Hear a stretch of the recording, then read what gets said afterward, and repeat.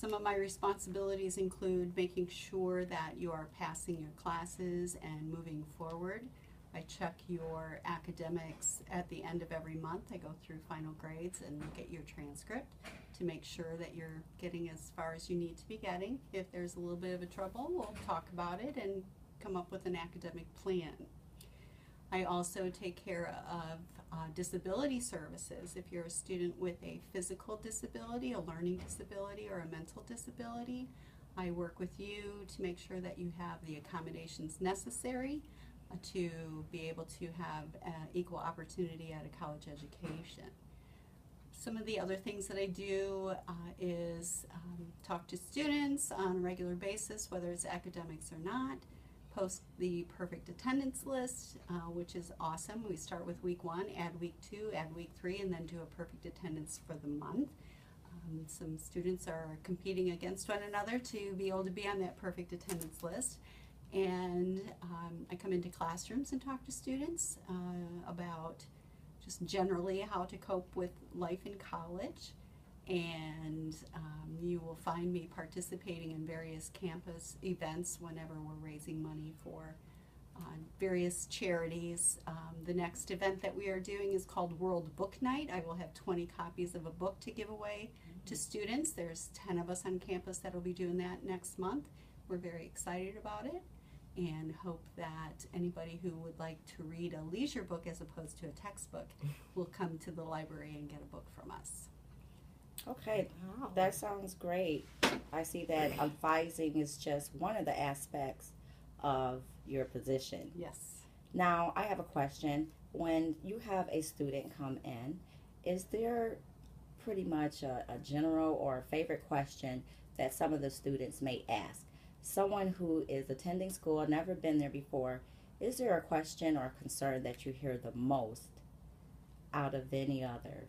Probably the most concerning for new students is getting to know fellow students.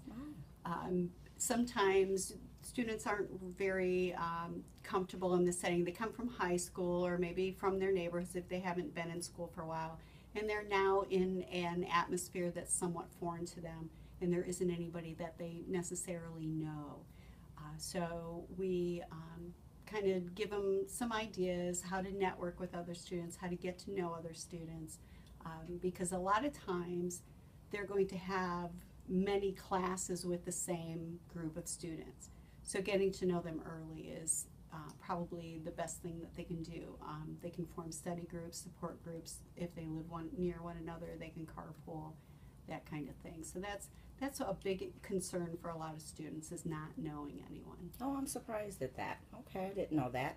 One more question. Okay. Now, when you do have a new student, now if they don't have a curriculum in mind, is there a way to assist them in deciding Well, curriculum? a curriculum, generally when a student comes in, they've already chosen a major.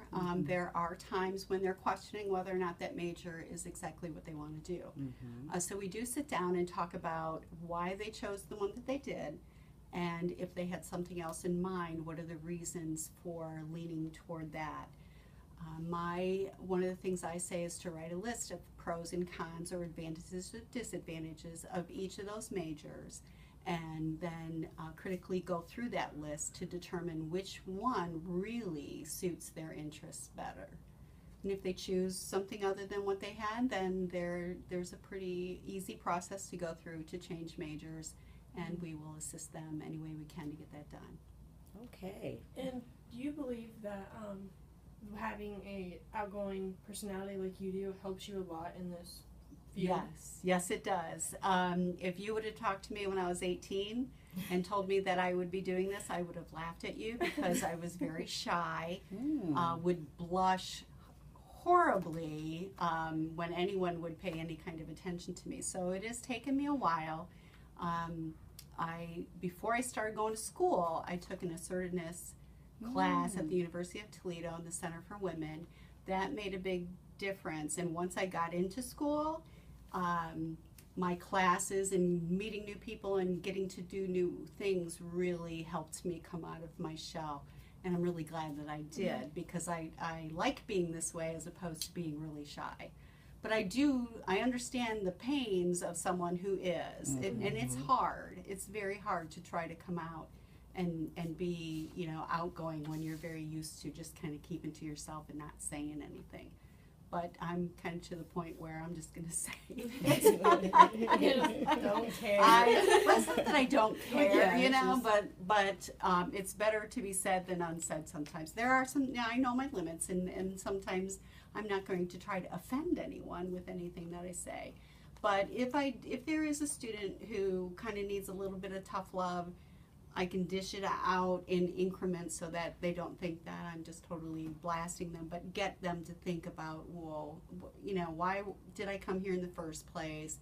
What do I need to do to stay here, and how can we make that happen? Because I don't sugarcoat. I wouldn't want somebody to do that to me. Okay, and another question, Mary. What are some of the challenges as being the senior academic advisors that you have faced with some of the new students? When I find myself wanting the student's education more than the student does, it's really hard to step back from that. But when you have given them all the tools necessary to be successful, but they're not picking up their end and doing something with it, it's very hard to step away, but you have to do that.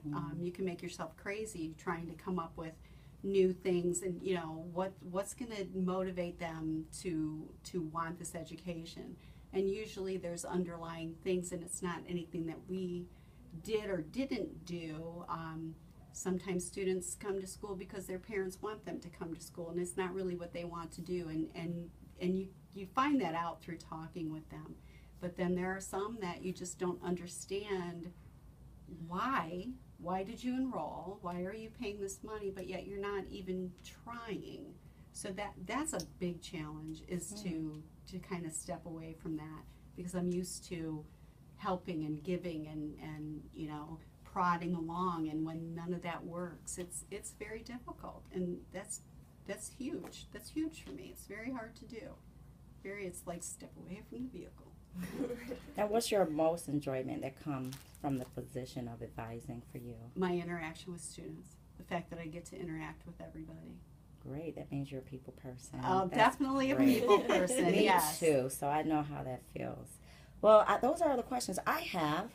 How about Okay. team members? All right, thank you so much for your time. You're very This welcome. is greatly appreciated. Not a problem. Good